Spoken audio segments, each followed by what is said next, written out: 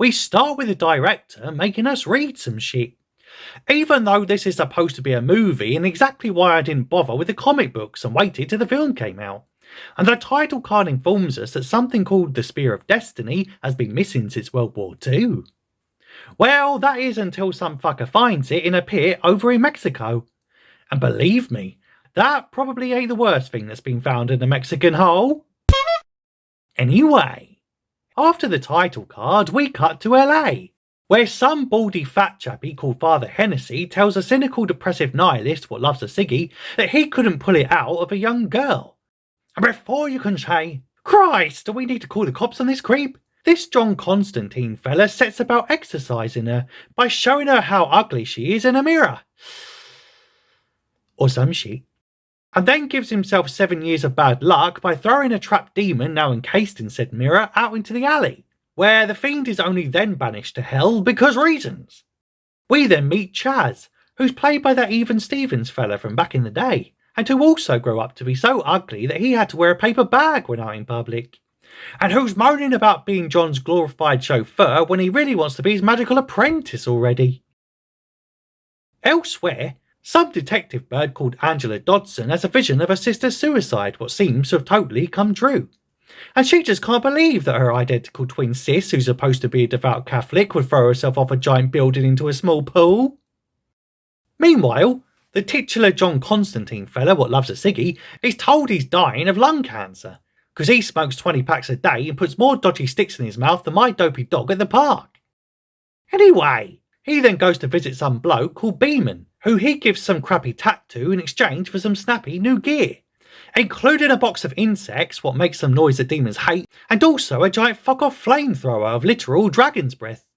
He then tells this Beeman fella about that time he pulled a demon out of an Asian bird a few days ago, and what looked like it was trying to come through to our world. Which is super strange, because there's totally an agreement with the angels and demons that neither can enter the mortal plane, and he just can't believe that demonic beings what hate conformity wouldn't play by the rules. Jonathan Constantine then visits a ginger bird called Gabriel, who seems to be some sort of angelic being. Either that or she got caught up in the Ohio train spill last month and started sprouting hairy wings from her back after eating contaminated fish and shit. Anyway, she tells John that he's still totally damned because he committed a mortal sin when he was young, and deporting demons back to hell for 20 years just so he can selfishly buy his way into heaven just ain't gonna fly with the big man upstairs. Because the only way he can make amends is to do one of them self-sacrifice things what you hear about in the Bible, and for rampant conservatives and stuff. Elsewhere, Angela morbidly watches CCTV footage of her sister's death, who seemed to mouth the word Constantine just before she went back to practicing her high diving skills, but failing miserably. LOL! Also that evening, Constantine gets jumped by some sort of demonic bug monster. No, I don't mean ex-Chicago Mayor Lori Lightfoot, because this one's made of flies for some reason, and it soon looks like it's curtains for the #1 chain-smoking depressive exorcist in all of LA. But luckily, he jumps into the road where it's quickly splattered by the windshield of a speeding van. So John visits Papa Midnight at his special bar, and complains about a bunch of demons doing all these bad things, like openly attacking him in the street and trying to come through to the real world. And this Papa Midnight fella says that's impossible, because again, despite what you may have seen at last month's Grammy Awards, demons totally have to stay in hell, bro. So John asks to use his special equipment, and then quotes me at 2 AM on Taco Bell night by warning that something big is coming. But Papa straight up refuses his request, because he's totally neutral in the spiritual war, despite a demon called Balthazar trying to start beef with John right in front of his fucking face. Anyway, that night, Detective Angela pays him a visit at home and tells him how her mentally ill sister was totally murdered when she chose to jump off a roof of her own free will. But she reckons this Isabel bird was brainwashed into yeeting herself worse than the Clinton whistleblower. But John says that either way, she's still damned to hell, so shut up about it already. But Angela won't take no for an answer, so John concedes like a right cuck and says, fine Lynn, let's go have a look ourselves. So naturally, he goes back to her apartment, tells her to get out of her own house, and then enjoys a relaxing foot bath, where he promptly stares into her pussy and sees a vision of hell. Well, We've all been there during a particularly bad Tinder date with a girl who has poor personal hygiene. But anyway, he's soon transported to what looks like a modern day Chicago and totally finds her sister in hell, whilst that baldy fat Father Hennessy fella tries to connect to Isabel's corpse, before being interrupted by the most useless security guard ever, who barely even tries to stop this random fat creep who seemed to be molesting all the corpses and stuff.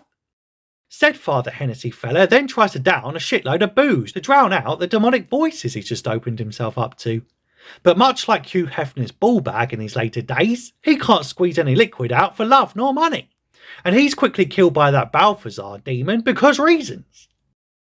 John then blabbers on about his backstory over some late night eggs, and reckons because he once saw a weird old woman on a bus with an ugly face, his parents had his brain zapped in a mental hospital. But naturally, it didn't work, because he kept on seeing disgusting creatures and then tried to kill himself. But he couldn't even do that properly, and after spending 2 minutes officially dead and in hell, he came back to life seeing living dead people, like demons and burning sardines and shit. So that's why he keeps trying to redeem himself by smacking up monsters all night. Anyway, now informed of Father Hennessy's death, he tells Beeman of a strange symbol he found on his body, who later warns him that the devil's son is only out here trying to cross over into our world and shit, cause this mammon antichrist fella is sick and tired of being cooped up in his dad's place, and totally wants to go out to forge his own way in the world. But Beeman is stopped in his tracks by a flying insect in his eye, and before you can say, "Not a beast! Ah! Open my eyes! Beeman lives up to his name and gets the Nick Cage treatment by getting deaded by a bunch of bees. Anyway, Angela really wants to see for herself where her equally deaded sister is, and also if hell is really all it's cracked up to be. So naturally, Constantine gives her a near-death experience by drowning the poor fucker in a bathtub. Now being able to see the supernatural realm, she finds a coin belonging to Balthazar nearby Beeman's death site.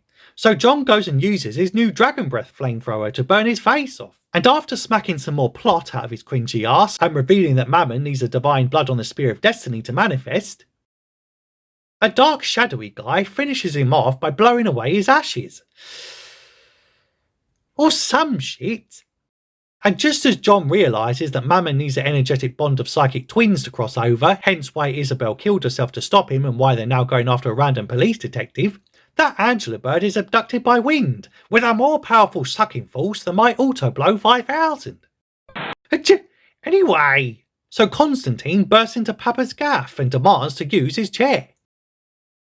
And tells him that he can't really be neutral anymore, given demons are out here smothering people and bees and shit. So Papa concedes, and John uses his special chair to go back into hell, where he sees a mysterious vision of just where the bad guys are holding that top totty what gave me lots of boners a few years earlier in the Mummy films. Hilariously, the movie then remembers that Shia LaBeouf is a thing in this film, and Chaz then proves himself a valuable asset by undermining the two magical masters with his academic knowledge of supernatural lore. So they fashion some special bullets and all head off to the mental hospital to save Detective Angela from becoming a human meat puppet. And whilst ploughing through a bunch of demons and deporting their asses back to their hellish homeland, much like ICE agents are supposed to do along the Texan southern border, Detective Angela gets spiritually penetrated by that Mammon fella, who possesses her for like the span of 2 minutes, before Constantine and Chaz totally exorcise her. And before you can say, is that really it?